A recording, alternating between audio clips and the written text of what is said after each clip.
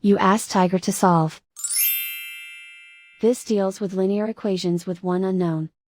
The final result is p=7. Let's solve it step by step. Simplify the expression. Expand the parentheses. Simplify the arithmetic. Expand the parentheses. Simplify the arithmetic.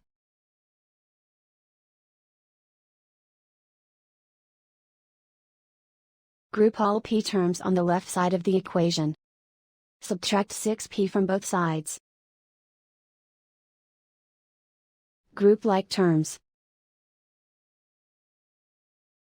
Simplify the arithmetic. Group like terms. Simplify the arithmetic.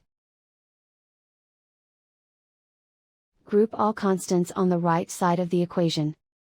Subtract 3 from both sides. Simplify the arithmetic.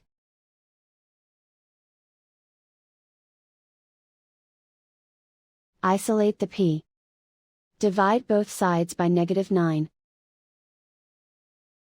Cancel out the negatives. Simplify the fraction. Cancel out the negatives. Find the greatest common factor of the numerator and denominator. Factor out and cancel the greatest common factor.